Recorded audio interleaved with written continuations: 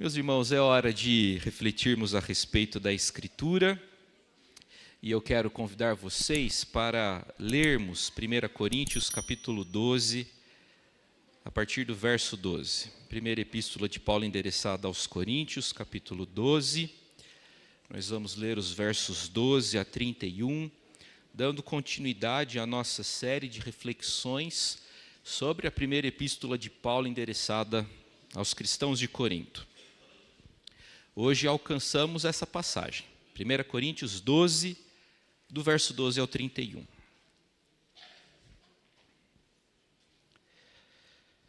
Porque assim como o corpo é um e tem muitos membros, e todos os membros, sendo muitos, constituem um só corpo, assim também com respeito a Cristo. Pois em um só batismo todos nós fomos batizados em um corpo, quer judeus, quer gregos, quer escravos, quer livres. E a todos nós foi dado beber de um só Espírito. Porque também o corpo não é um só membro, mas muitos. Se disser o pé, porque não sou mão, não sou do corpo, nem por isso deixa de ser do corpo. Se o ouvido disser, porque não sou olho, não sou do corpo, nem por isso deixa de o ser. Se todo o corpo fosse olho, onde estaria o ouvido? Se todo ouvido, onde o olfato? Mas Deus dispôs os membros, colocando cada um deles no corpo, como lhe aprouve. Se todos, porém, fossem um só membro, onde estaria o corpo? O certo é que há muitos membros, mas um só corpo. Não podem os olhos dizer à mão, não precisamos de ti, nem ainda a cabeça aos pés, não preciso de vós. Pelo contrário, os membros do corpo que parecem ser mais fracos são necessários. E o que nos parecem menos dignos no corpo, a estes damos muito maior honra. Também os que em nós não são decorosos revestimos de especial honra. Mas os nossos membros nobres não têm necessidade disso. Contudo, Deus coordenou o corpo, concedendo muito mais honra àquilo que menos tinha, para que não haja divisão no corpo. Pelo contrário, cooperem os membros com igual cuidado em favor uns dos outros, de maneira que, se um membro sofre, todos sofrem com ele. E se um deles é honrado, com ele todos se regozijam. Ora, vós sois corpo de Cristo e, individualmente, membros desse corpo. A uns estabeleceu Deus na igreja, primeiramente, apóstolos. Em segundo lugar, profetas. Em terceiro lugar, mestres. Depois, operadores de milagres. Depois, dons de curar, socorros, governos, variedades de línguas. Porventura, são todos apóstolos? Não. Ou todos profetas? Não. São todos mestres ou operadores de milagres? Têm todos dons de curar? Falam todos em outras línguas? Interpretam-nas todos? Entretanto, procurai com zelo os melhores dons. Vamos orar? Senhor, nós lemos a Tua palavra, ela é a revelação do Senhor para nós. E imploramos para que o Senhor nos abençoe agora por ocasião dessa reflexão, que possamos aprender o que o Senhor deseja, o que o Senhor tem para nós.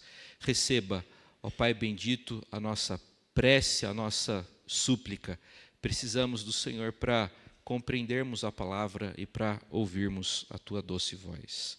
É a nossa oração, em nome de Jesus. Amém.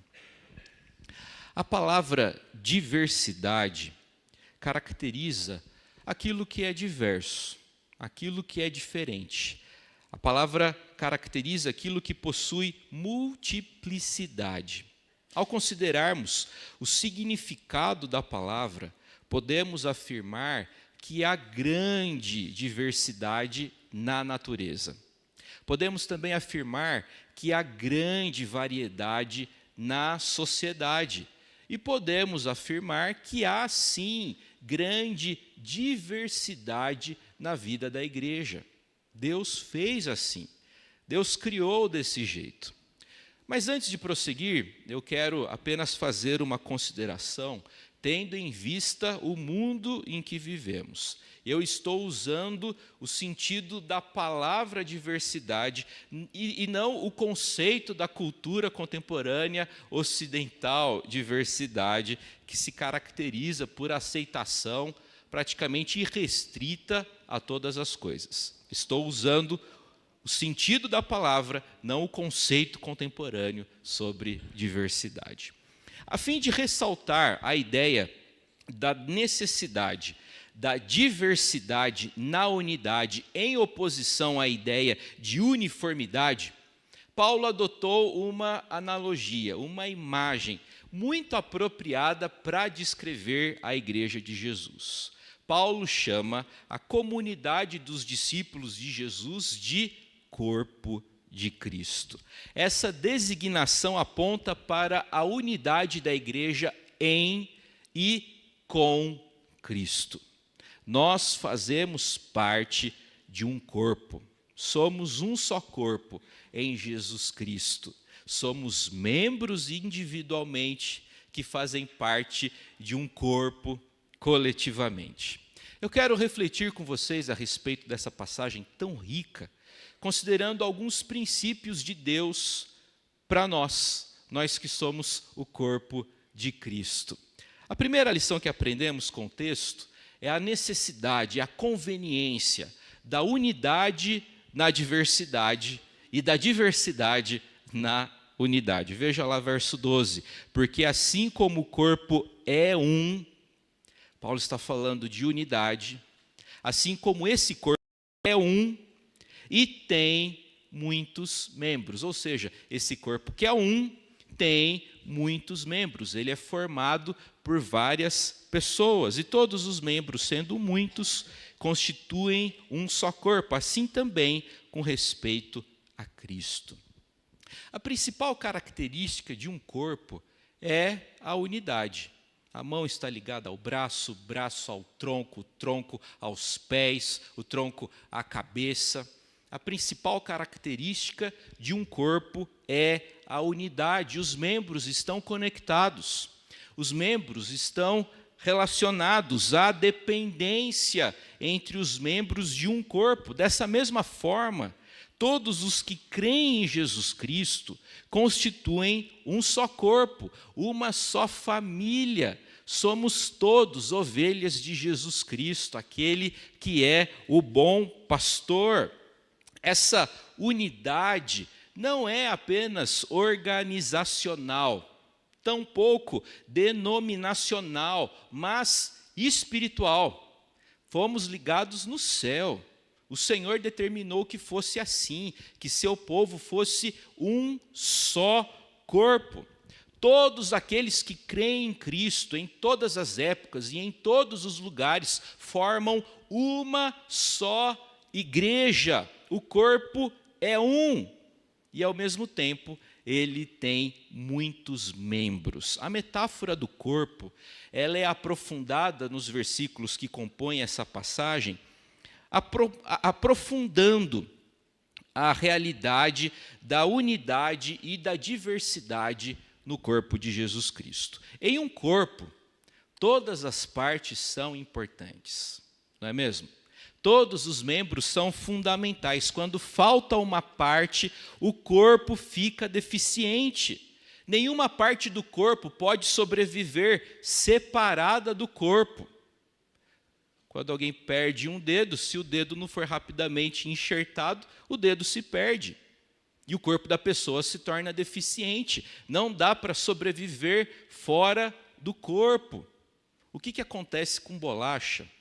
Pense aí na sua bolacha favorita. Não sei qual é. Talvez seja Traquinas. Passatempo, que está com um precinho melhor agora no mercado. Né? Pense aí na sua bolacha preferida. O que acontece com a bolacha fora do pacote? Murcha. O mesmo se aplica a nós enquanto crentes. O crente fora da igreja vai ficando cada vez mais murchinho, cada vez mais sem graça. Nós precisamos estar juntos. E é conectados que somos abençoados, fortalecidos e encorajados. N.T. Wright, um teólogo contemporâneo britânico, é da opinião de que a palavra membro, que passou a ser usada comumente a partir dessa metáfora de 1 Coríntios 12, essa palavra foi perdendo sentido com o tempo. O sentido da palavra foi sendo esvaziado. E hoje a palavra membro designa uma pessoa que pertence a algum grupo, membro de um partido, membro de um clube, membro de uma igreja. Entretanto, a ideia de membro para a Escritura não é apenas de pertencimento a um rol, mas de ativa participação dentro do corpo de Cristo. Ser membro não é pertencer a um rol de membros, ser membro é pertencer ao corpo vivo de Jesus Cristo. O corpo de Cristo é formado por membros. Gente, repare no verso 17. Se todo o corpo fosse olho, onde estaria o ouvido? Se todo fosse ouvido, onde o olfato? Membros iguais não formam um corpo. Para você ter um corpo, você precisa de diferença. Paulo não ensina aqui o princípio da uniformidade. Paulo não está advogando essa causa, todos são iguais, a igreja precisa ser homogênea. Paulo está advogando, defendendo aqui o princípio da diversidade na unidade. Somos todos um, sim, mas não somos iguais. Somos todos um, mas não somos iguais. Deus criou assim. Se todos fizessem a mesma coisa, não ia dar certo. A igreja avança, ela progride, porque Deus, em sua sabedoria, coordena o corpo. E Ele vai enviando para a igreja as pessoas. E essas pessoas possuem diferentes dons, diferentes habilidades. E é no conjunto dessas habilidades que a igreja é abençoada. Eu não faço tudo sozinho. Vocês também não. Eu preciso de vocês, vocês precisam de mim. Nós precisamos uns dos outros. O corpo é assim. Unidade não é igualdade. Não podemos acabar com a diferença, pois Deus ordenou que fosse assim. Precisamos, portanto, aprender sobre as diferenças e trabalhar a partir delas. Comentando essa passagem, o reformador francês João Calvino fez uma declaração muito oportuna que eu queria dividir com vocês. Paulo repudia aquilo que Calvino chama de estúpido esforço pela aquisição da igualdade, mostrando que tal coisa é impossível. Um corpo, para funcionar bem, precisa que seus diferentes órgãos, que seus diferentes membros realizem atividades distintas. A igualdade, de acordo com Calvino, se põe em franco conflito com o bem-estar do corpo, visto que ele gera confusão.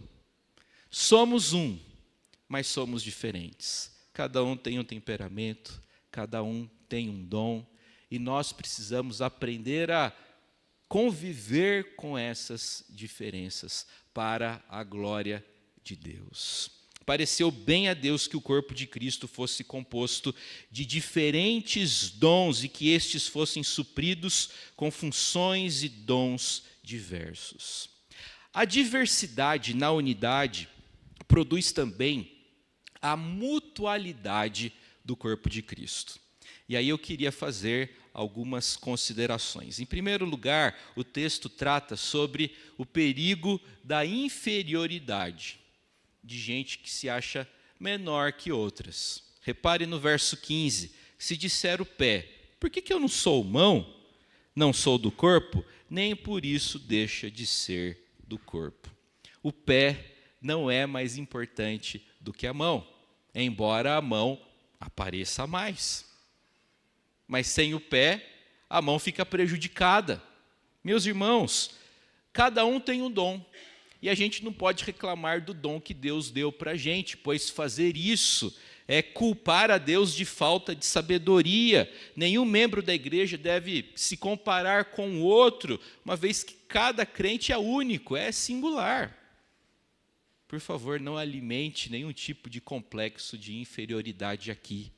pois ninguém é melhor do que você e você não é pior do que ninguém. Somos um. Paulo também trata sobre o inverso, sobre o complexo de superioridade. Verso 21, não podem os olhos dizer à mão, não precisamos de ti, nem ainda a cabeça aos pés, não preciso de vós. Se a inferioridade é um erro, a superioridade também é. Na igreja não deve haver lugar para disputas. Paulo também trata sobre a necessidade da empatia, veja lá o verso 26, de maneira que se um membro sofre, todos sofrem com ele, e se um deles é honrado, com ele todos se regozijam. Pergunto, o que é mais fácil? Chorar com os que choram ou se alegrar com os que se alegram?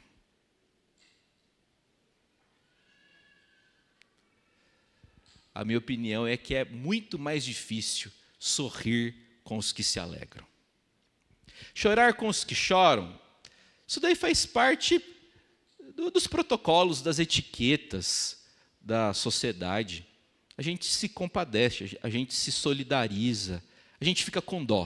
Às vezes a gente não fica com compaixão, mas pelo menos com dó a gente fica. Agora, sorrir com os que se alegram, aí às vezes é mais difícil. Porque é possível você sorrir por fora, mas por dentro estar alimentando aquele sentimento de, puxa vida, eu merecia mais. O cara está se dando bem, nem se esforçou, eu merecia muito mais. Na minha opinião, é muito mais difícil sorrir com os que se alegram do que chorar com os que choram. E qual é a razão dessa dificuldade? É o egoísmo. É a inveja, como bem afirmou Tim Keller, o ego humano é vazio, é dolorido e também muito frágil. O primeiro princípio que aprendemos aqui, nesse texto, é o princípio da necessidade da unidade na diversidade. O segundo princípio que eu quero destacar nessa manhã é que a igreja de Jesus depende de Deus. A igreja de Jesus depende dos dons concedidos pelo Espírito Santo. A igreja de Jesus é carismática. Nós precisamos dos dons do Espírito. Aprender a depender da dádiva dos dons do Espírito pode ser muito difícil para algumas igrejas contemporâneas que passaram a confiar na sua estrutura. Nós temos ar-condicionado e bancos macios. E nossa igreja também disponibiliza vagas para você estacionar. Visite-nos. Algumas igrejas têm confiado nas estratégias das mídias sociais. Algumas igrejas têm confiado no poder de convencimento de seus pastores. Está errado. Porque a igreja depende de Deus e dos dons que o Espírito concede a ela. A cultura da aparência é uma das características mais comuns da nossa civilização. Nos acostumamos a parecer aquilo que não somos. As imagens são retocadas através do Photoshop ou da inteligência artificial. Os currículos maquiados. O Brasil é bilíngue. Se dependesse dos currículos. Todo mundo fala inglês. Os entrevistados são treinados a dizer o que se espera deles. Hoje, o real se torna cada vez mais insuportável e intolerável. Faz-se de tudo para maquiar a realidade. E isso vem influenciando a igreja. De tal modo que nós muitas vezes confundimos boa música com boa adoração. Às vezes a gente confunde bom estudo, boa teologia, com verdadeira piedade. Ser crente, ser reformado, não é apenas conhecer a teologia. Conhecer teologia é algo bom? Sim, mas isso deve virar piedade. Às vezes as igrejas podem confundir programas e projetos com missão, porém uma coisa não implica outra. A igreja de Jesus depende do Senhor e dos dons que o próprio Deus concede através do seu Espírito. Nesse sentido, Paulo oferece para a gente mais uma lista de dons. O termo grego é carismata. Ele oferece mais uma lista. Essa lista possui 8 dons. E eu quero lembrá-los de que essas listas de dons oferecidas por Paulo no Novo Testamento não são exaustivas, não são completas. Nenhuma lista de Paulo contém todos os dons. É importante compreendermos também que nesse texto, a preocupação precípua de Paulo não é nem com instrução sobre dons, nem com a sua classificação em ordem de importância. Paulo trata do tema dons espirituais para reforçar a diversidade que existe dentro da igreja cristã. O ponto principal de Paulo, nesse trecho, é falar sobre a diversidade existente no corpo de Cristo. E, nesse afã, ele trata sobre a diversidade que há em relação aos dons espirituais. Paulo também trata dos dons dentro do contexto da capacitação do Espírito na vida da igreja para a realização do seu ministério. Veja lá, verso 28. A uns estabeleceu Deus na igreja, primeiramente apóstolos. Primeiramente porque foram os primeiros. Eles que lançaram os fundamentos da fé cristã. Em segundo lugar, profetas. Em terceiro lugar, mestres. Depois, operadores de milagres. Depois, dons de curar, socorros, governos, variedades de línguas. Apóstolo significa enviado. E alguns dos discípulos de Jesus foram tratados como apóstolos. Eles foram enviados e espalharam o evangelho. Paulo não pensava numa segunda geração de apóstolos. Essa é a opinião mais comum entre os protestantes históricos. Contudo, apesar de não surgirem outros apóstolos, a igreja deve permanecer apostólica, ou seja, fundamentada na doutrina dos apóstolos. Paulo também falou sobre os dons de profetas e mestres, gente para pregar e gente para ensinar a palavra de Deus. Paulo também trata sobre os operadores de milagres e dons de cura.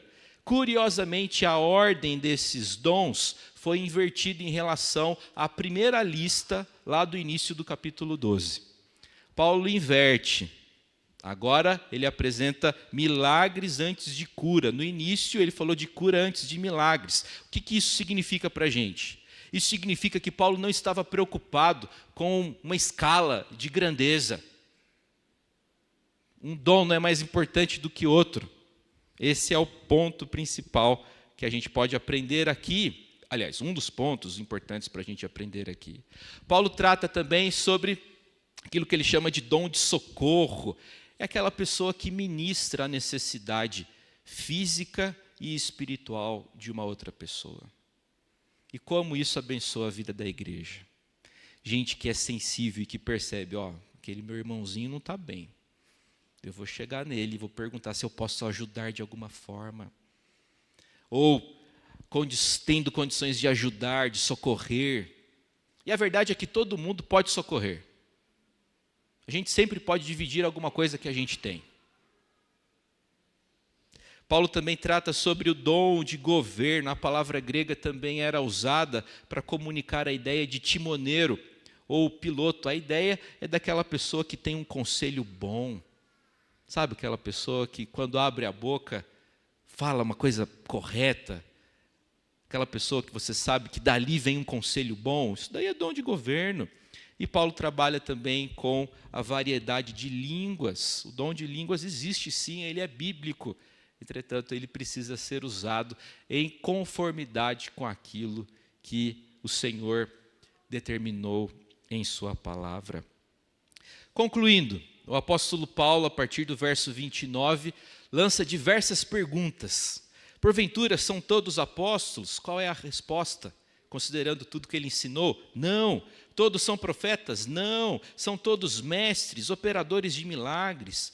Têm todos dons de curar? Falam todos em outras línguas? Interpretam? Não. Por que não? Porque há diversidade dentro da igreja. Cada um tem um dom. Somos um, mas não somos iguais. Somos um.